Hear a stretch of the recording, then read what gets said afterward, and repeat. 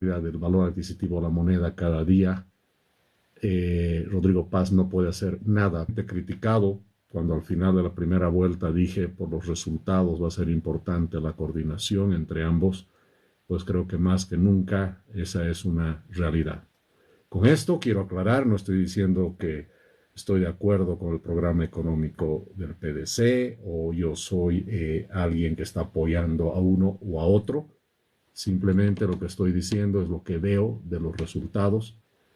Eh, yo como cabeza de un grupo liberal importante, con una posición muy significativa en en el ámbito electoral en su momento, eh,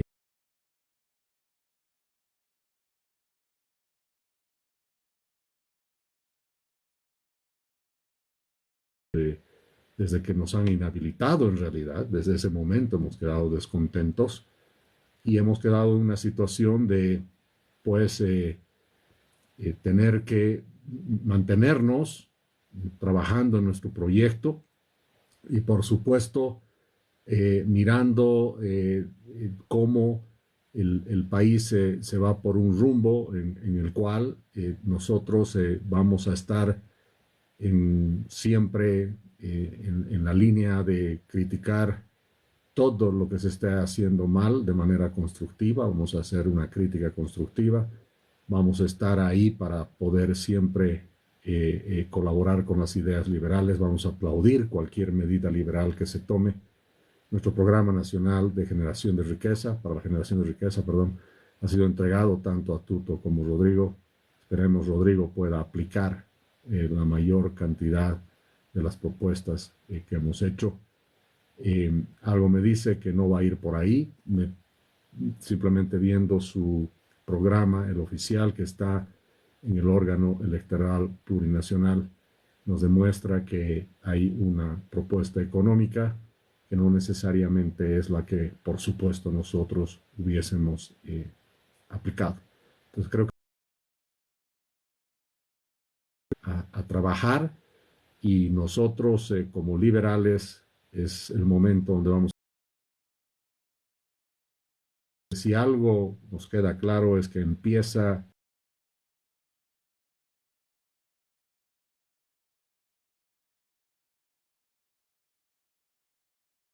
a la gente, especialmente a las provincias, como lo hicimos, para recalcar que la verdadera ruta que tiene que seguir el país es el respeto a la vida y de la seguridad jurídica,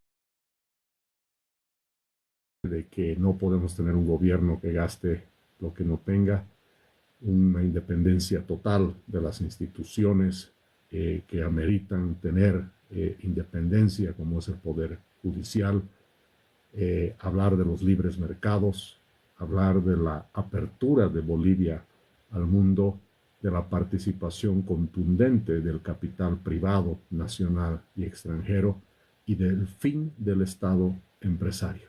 Esa es, de alguna manera, la línea que debemos trabajar y convencer a todos los compatriotas bolivianos de que ese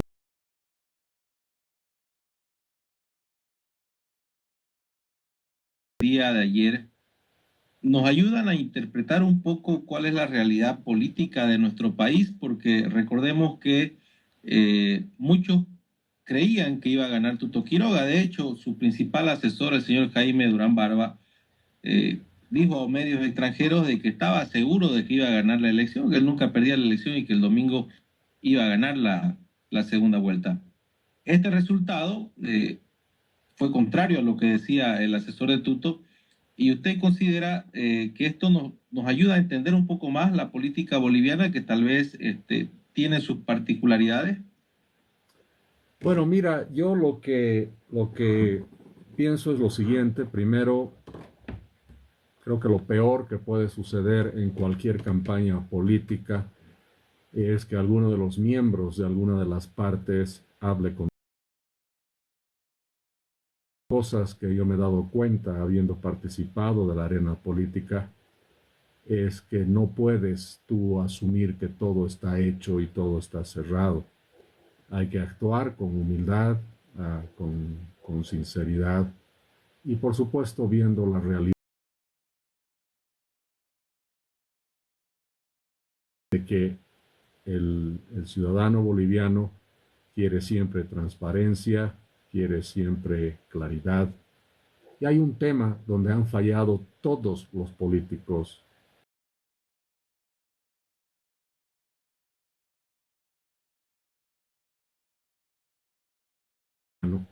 Está buscando, todavía está buscando cambios profundos y reformas importantes, además de una renovación, especialmente una renovación en la política nacional. Eso implica caras nuevas, eso implica ideas nuevas. Todo lo del pasado, todo lo que se ha hecho desde tener estructuras partidarias de la misma gente, partidos políticos que se alquilan, se venden y se heredan, tener una política económica controlada fundamentalmente por el Estado, el alto centralismo que tenemos en el país, todas esas cosas son los elementos que han hecho que la gente diga no va más todo eso. Cuando se usan esas políticas económicas y sociales para dividir a Bolivia en vez de unirla, ¿no es cierto?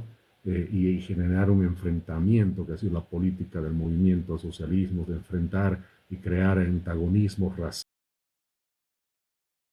Lo que han hecho es hacer que vivamos 20 años con mucha angustia y con mucha incertidumbre. Entonces, creo que la lectura mal hecha de los políticos ha sido que había que cambiar todo eso, y eso incluía tener pues una papeleta de votación con caras nuevas. Eso no han podido entender. Nosotros entramos en la arena política con una expectativa muy importante y empezamos a surgir en la preferencia electoral porque justamente no solo que somos una propuesta de gente nueva, sino con ideas nuevas y por supuesto cambiando en 180 grados el rumbo por el que iba el país. Las encuestas, todas, absolutamente todas, que hicieron la pregunta si la gente quiere cambio y renovación, las respuestas iban entre 82 y el 89% de la gente encuestada. Entonces ese anhelo de cambio y renovación ha estado muy latente a lo largo de todo el proceso electoral. Cuando me inhabilitan de manera injusta, y quiero aclarar eso, de manera injusta y manipulada, no solo una vez, sino 2 veces, justamente se sentimiento de la manera de la mayoría de los bolivianos que querían cambio y renovación. Entonces entramos a una primera vuelta cambio no en el país. Y lo mismo sucede cuando ya se tienen los resultados de la primera vuelta, donde en realidad se ve una papeleta que es más de lo mismo, excepto yo diría por la figura especialmente de Lara, que se convierte en la cara, digamos, más visible de la renovación, pero por supuesto una cara visible de renovación que se vuelve titulares en los medios de prensa, no necesariamente por las razones correctas, ¿no es cierto? Y bueno, el voto de la gente también se puede ver que a través del voto nulo y blanco, que ha sido históricamente muy alto, casi 4 o 5 veces el promedio que se ha tenido en las últimas elecciones,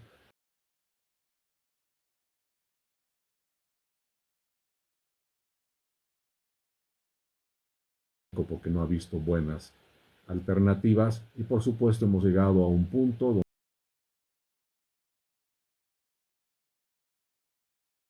pero yo creo que en el fondo hay un pronunciamiento que dice no es el cambio que queríamos realmente, es lo que nos toca hacer.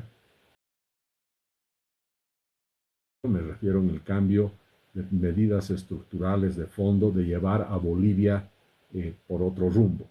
Nosotros habíamos puesto sobre el tapete el rumbo del liberalismo, el rumbo del cambio en el cual lo importante son los individuos, no es el Estado central. De gobierno entran a la cárcel todos los que tienen órdenes de arresto. En el primer día cerramos el Ministerio de Justicia, damos un shock de justicia al país primero, porque estamos claros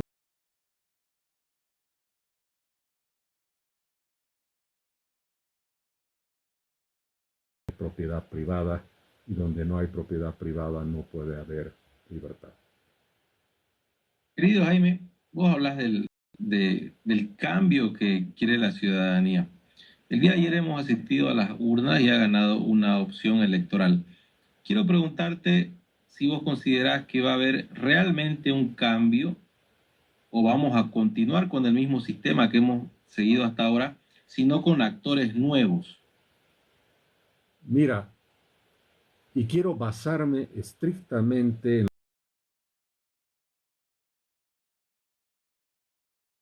el PDC inscrito en el órgano electoral plurinacional. Quiero poner énfasis en eso. Ese programa, y veámoslo digamos, en diferentes ámbitos, en diferentes rubros. Y te lo voy a poner por el lado liberal, ¿okay? Cómo creemos nosotros que debería ser y cómo va a ser y cómo creemos que el cambio debería ser. Empecemos con el rol del Estado, por ejemplo. Creo que el cambio debería venir por un Estado mínimo pero fuerte y garante principalmente de la propiedad privada, por supuesto el derecho a la vida, a la libertad, y darnos seguridad jurídica, es decir, justicia.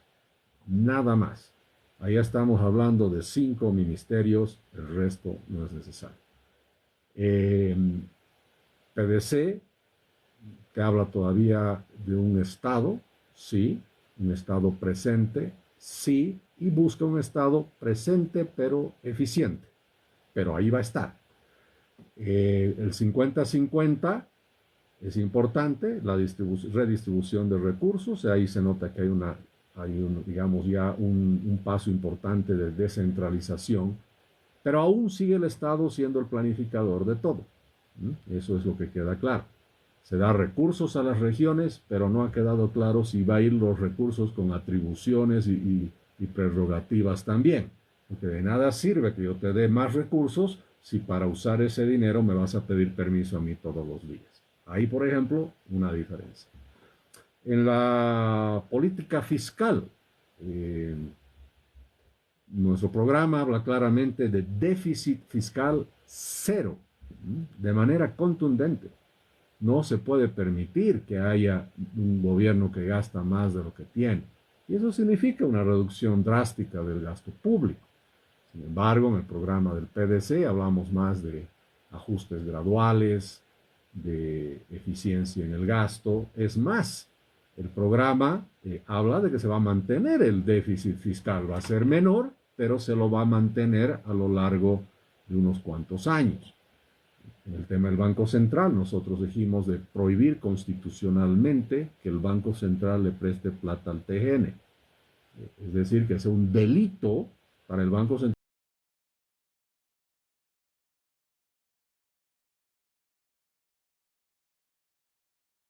fiscal. Y si ese déficit no se lo está cubriendo con recursos externos, lo más probable es que se los tenga que cubrir, por supuesto, con dinero que se va a imprimir desde la maquinita. Financiamiento del Banco Central más controlado, digamos, pero a final de cuentas es financiamiento. El otro tema es subsidios y tema de precios. Nosotros creemos que el cambio en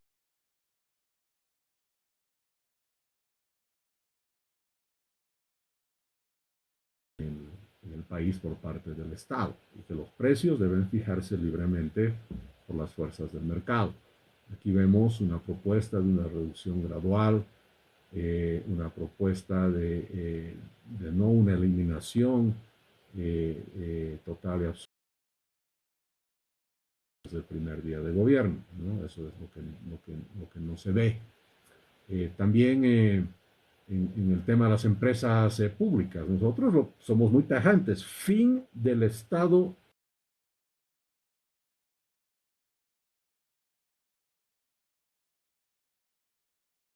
para transferir la propiedad de las empresas públicas directamente a los ciudadanos, las acciones de las empresas que pasan directamente a cada uno de los ciudadanos, por ejemplo. Aquí todavía en el PDC se habla de que va a haber empresas estatales, no se habla de asociaciones público-privadas, es decir, una gestión mixta, digamos, entre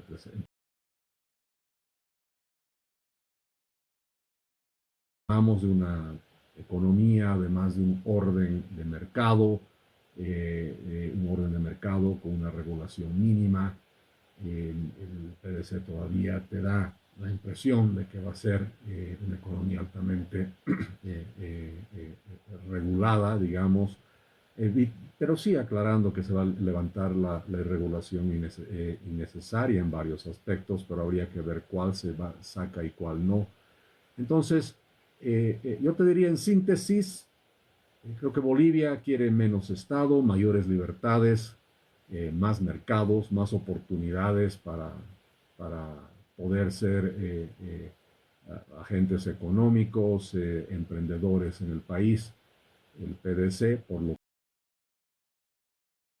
que un Estado presente, pero busca ser más eficiente. Ahora, querido Jaime, con estas propuestas que ha dado el PDC,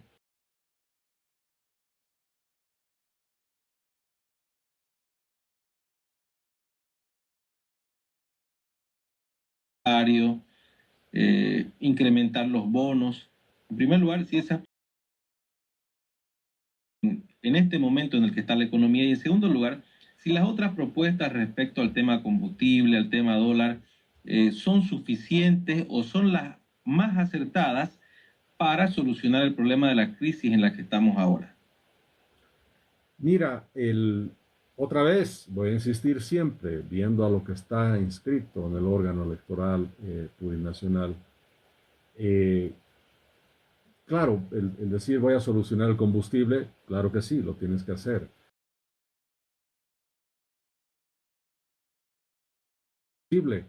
Claro que sí, pero lo que no está claro es el cómo. Y creo que ahí es donde esa incertidumbre tiene que ser clarificada de alguna manera para todos los bolivianos. ¿Cómo se va a hacer todo eso? No nos olvidemos que en el mismo tema del tipo de cambio, se ha hablado de una unificación paulatina del tipo de cambio entre el paralelo y el nominal dentro de una banda controlada. Bueno, para que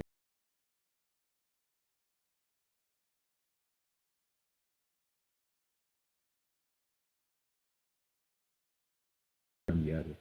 Para hacer eso necesitas muchos recursos, muchos dólares. ¿Cuánto se va a tener para eso y desde cuándo empiezan a recaudar para eso? No sabemos. Ahora, el tema eh, que tú mencionabas, ¿no? La nacionalización de los autos chutos, todas esas cosas se pueden hacer, claro que sí, y seguro lo van a hacer. El tema es qué impacto va a tener real dentro de la economía y cómo se va a hacer eso. Nosotros en lo que podamos hacer dinamitar la aduana nacional, justamente para que no hayan autos chutos nunca más, para que no sea necesario meter autos chutos a Bolivia. En realidad dinamitar figurativamente a los impuestos y los aranceles, bajándolos en rangos del 0% al 6% máximo, cosa que el mismo contrabando ya no sería negocio, sería más barato traer las cosas legalmente que ilegalmente al país. Entonces, creo que hay todavía mucha nebulosa, pero lo que sí hay algo que es claro. En la campaña se ha dicho que va a haber combustible desde el día 1. Es más, se ha puesto fecha. 9 de noviembre va a haber. Ya tenemos ahí un anuncio muy importante y eso se tiene que cumplir. Lo que los bolivianos creo nunca vamos a los para eso, diciendo nosotros vamos a entregar algo. Perfecto. Esos swap de activos que son relativamente comunes en el mercado internacional, sí, pero necesitamos saber exactamente qué activo vas a dar eh,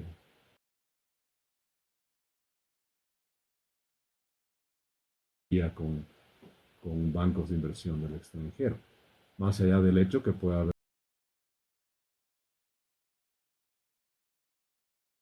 cosas que se puede hacer en los mercados internacionales, como la misma venta futura de oro, por ejemplo, que ha hecho el Banco Central. Pero más allá de que la operación desde el punto de vista financiero, operativo, sea impecable, hay que ver que ya te lo permitan hacer, ¿no es cierto? Eso es algo que hay que trabajar inmediatamente para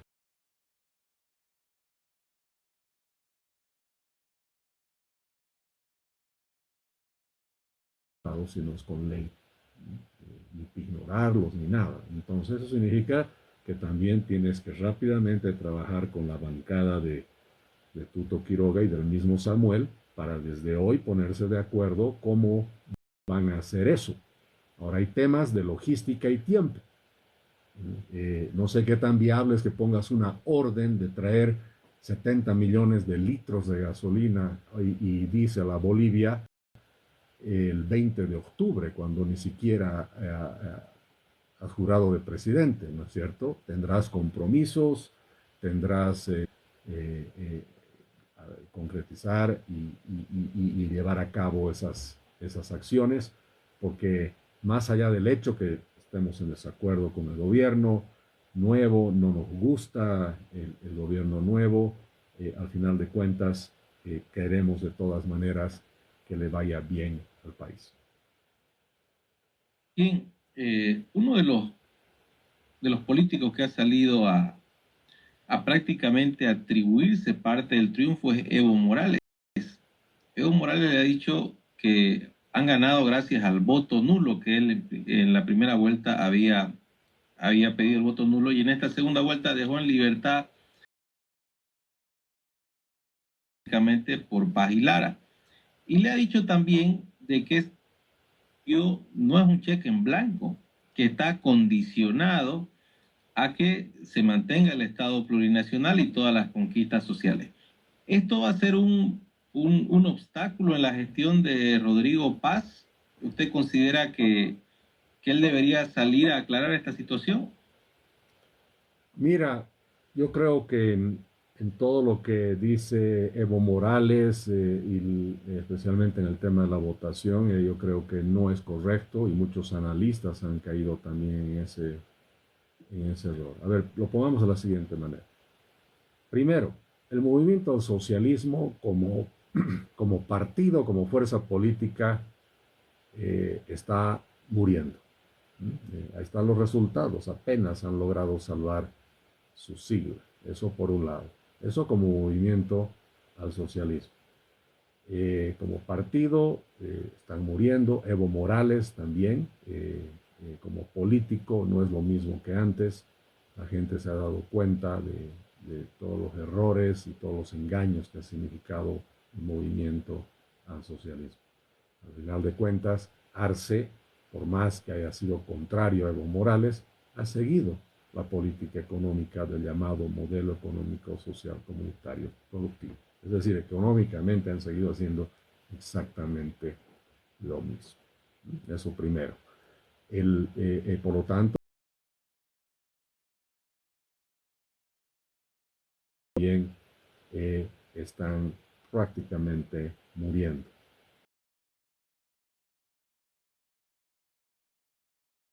Y eso los bolivianos no debemos permitir.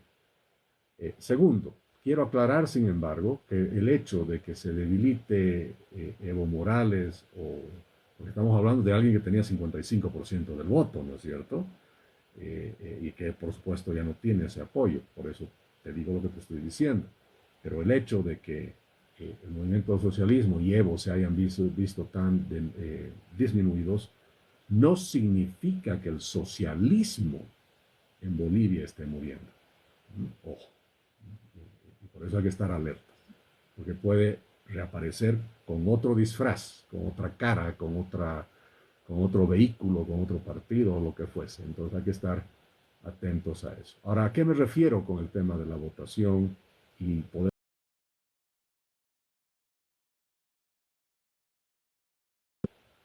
por lo menos hasta la fecha, el triunfo del nuevo presidente? Eh, lo que te puedo decir es que hay un error.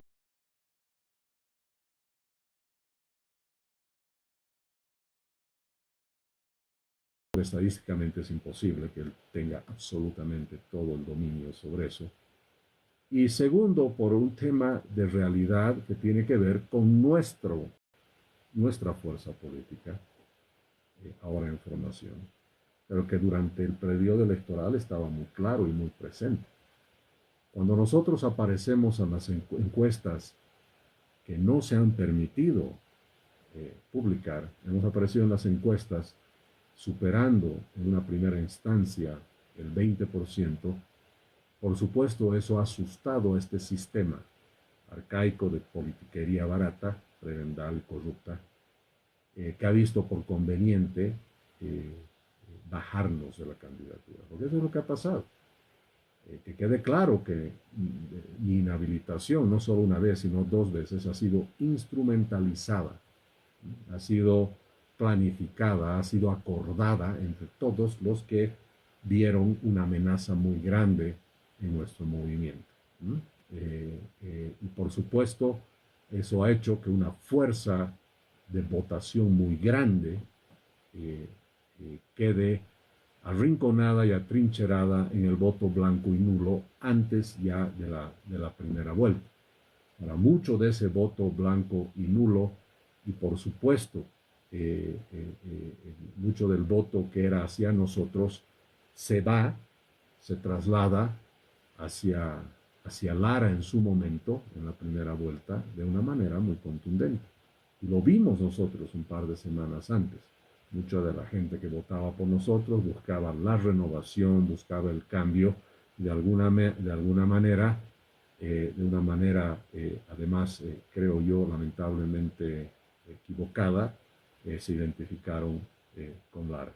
Recuerda que Lara fue en algún momento mi candidato a la vicepresidencia y por supuesto y gracias a Dios no llegamos a ningún acuerdo porque considero que es una persona tremendamente compleja y complicada. Pero bueno, eso hace que se traslade mucho voto hacia el PDC. Es decir, nuestra inhabilitación de alguna manera, por supuesto, ha afectado en la forma y en los resultados que tenemos a la fecha. Entonces, para resumir, que de un 22% más o menos, o 20% de voto blanco y nulo, se diga que eso es Evo Morales, no, no es correcto. Nosotros creemos que entre un 12 hasta un 15% de ese voto blanco nulo ha sido también de nosotros. Querido Jaime, muchos se cuestionan el tema de su inhabilitación, ¿no? ¿Por qué lo inhabilitaron a Jaime Dunn? Y también se señala por qué se aceptó la inhabilitación y no se recurrió tal vez a recursos constitucionales o a la protesta. ¿Cuál fue la decisión en ese momento, querido Jaime? Mira, primero, antes de responderte, que quede claro para todos los bolivianos además que nos ven, que cumplimos cada requisito, todo. Es más, no tenía ninguna deuda, absolutamente ninguna con el Estado. Es más, la misma alcaldía del Alto reconoce eso después de mi inhabilitación. Pero lo que pasa es que este sistema, este grupo de personas que se pusieron de acuerdo para mi inhabilitación, simplemente ignoraron la ley y decidieron torcerla. No ha sido una decisión legal mi inhabilitación, ha sido una maniobra claramente política, ha sido una chicana disfrazada de proceso administrativo y ejecutada por un grupo de personas y por un sistema que le tiene mucho miedo a la gente que piensa diferente, le tiene mucho miedo al cambio, ¿no? No me inhabilitaron por delitos, me inhabilitaron por querer cambiarlo todo. Así te lo resumo. Y eso ha dado mucho miedo. Y el hecho que hayan ido a esos no reconocer los trámites administrativos legales que he presentado, se han expuesto legalmente esas personas demasiado, digamos, demasiado grandes, ¿no? Es decir, se han expuesto demasiado legalmente. Ahora,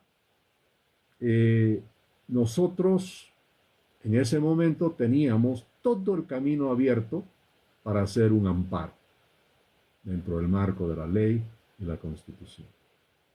Es más, nos podríamos haber remitido simplemente por la vía constitucional. Y no hay duda de que ganábamos el amparo. No hay duda. Sin embargo, haciendo un análisis profundo de la situación, donde hay una decisión tomada por este sistema de que no se nos va a dejar participar, no importa qué hagamos, ahí nos dimos cuenta de que presentando un amparo que íbamos a ganar, corríamos el riesgo de que se paralice el proceso electoral. Es decir, nuestro amparo podría ser utilizado de alguna manera, aún por los prebendales que están en el Tribunal Supremo Electoral, como un mecanismo para decir, paren el proceso electoral, porque hay un amparo de Jaime Bonilla. Y yo hubiese logrado legalmente lo que Evo Morales no ha podido hacer e insistió en hacer durante mucho tiempo. Y es así que decidimos resignar esa vía constitucional que la teníamos totalmente a nuestro favor para no poner en riesgo el proceso electoral. ¿Por qué? Porque hay que ser claros, más allá de los intereses legítimos que uno puede tener como fuerza política o de manera personal como candidato, eso nunca puede estar por encima de los intereses del país. Así que decidimos simplemente dar un paso al costado. Bien, querido Jaime, usted señala de que inicialmente el capitán Lara figuraba como su candidato y posteriormente dice, afortunadamente no se concretó esa candidatura. Hay quienes dicen que el capitán Lara va a ser un obstáculo, una piedra en el zapato para Rodrigo Paz, es más que dice que le van a hacer la vida a cuadritos a Rodrigo Paz, porque tiene unas ambiciones personales de ser él el presidente. ¿Qué opinión tenés al respecto? ¿Has podido interactuar con el capitán Lara? Mira, en todas las interacciones que he tenido, he llegado a esa conclusión, que es una persona muy compleja. Creo que uno de los temas fundamentales en la política es la sinceridad, es la honestidad y es la lealtad, por supuesto, también, ¿no es cierto? Me ha parecido complejo que cuando somos supuestamente parte de lo que es un equipo en conformación, tengamos divergencias que son posible que existan, pero no es algo que tú vas y lo tiras a los cuatro vientos y públicamente empiezas a acusar a una persona o a otra. Ha habido mucha guerra sucia y parte de la guerra sucia ha sido justamente Lara, ¿no es cierto? Y quiero aclarar y hacer un paréntesis aquí. La primera víctima de la guerra sucia he sido yo en realidad. A mí me han hecho guerra sucia diciendo que era masista. Lara me ha hecho guerra sucia diciendo que yo tenía intereses del Estado y que había sido gerente general del Banco Central. A mí me ha hecho guerra sucia el masismo diciendo que yo era uno de los partícipes más importantes de ese supuesto golpe de Estado. A mí me han hecho guerra sucia por todos lados. Mi inhabilitación en sí ha sido producto de la guerra sucia. Y nadie ha salido a defendernos y nadie ha dicho paren la guerra sucia, ¿no es cierto? ¿Por qué? Porque a los principales actores de la política nacional les parecía bien, ¿no? que nos echen toda esa basura y nos pongan a un costado. Eso primer tema. Segundo tema, eh, mira, y te voy a ser sincero y creo que va por la línea que te lo voy a decir, aunque también debo decirte que puede ser que no sea necesariamente como se den las cosas. Si tú ves la Constitución, tú ves la ley de organización del Poder Ejecutivo, si tú ves la normativa camaral, si tú ves cómo funciona la Asamblea Plurinacional, sus normas y reglamentos, el vicepresidente al final de cuentas es cabeza de la Asamblea Plurinacional. Eh, pero no es cabeza de la Cámara de Diputados y tampoco es cabeza de la Cámara de Senadores. Es más, uno de los temas que se tiene que decidir ahora es quién va a ser la cabeza de la Cámara de Senadores y quién va a ser de la Cámara de Diputados. Es más, podría darse que de alguna de esas cámaras el PDC no tenga, ¿no es cierto?, la presidencia. ¿A qué me voy? Que el vicepresidente no es cabeza de ninguna de estas dos por separado. Entonces, a veces me parece que en las susceptibilidades que hay, desde el punto de vista legal, administrativo, operativo, es nomás pues verdad que el vicepresidente es la quinta rueda del carro, ¿no? Siempre lo ha sido. Es más, en mis reformas constitucionales, una de las cosas que queríamos ver era ese rol del vicepresidente, ¿no? Porque además, si va a ser cabeza de la Asamblea Plurinacional, no puede ser pues parte el vicepresidente no puede ser parte del poder ejecutivo, no es otra cosa de las aberraciones que hay en el país, pero bueno, así está. Es más, me animaría a decir que posiblemente de vicepresidente Lara no va a llegar a tener los titulares que ha tenido de candidato a vicepresidente. Ha habido dos vicepresidentes importantes en el país que han tenido un rol decisivo, digamos, ya sea para bien o para mal. Y yo te diría, bueno, voy a mencionar solo a uno, Linera en su caso, ¿no es cierto? Ha tenido un rol importante, pero porque se le ha dado la cabida, ¿no es cierto?, dentro de participación activa en las decisiones del Poder Ejecutivo, por ejemplo, ¿no? Eh, pero eso depende de lo que el Poder Ejecutivo le autorice, ¿no es cierto?, en qué le autoriza participar y en qué no.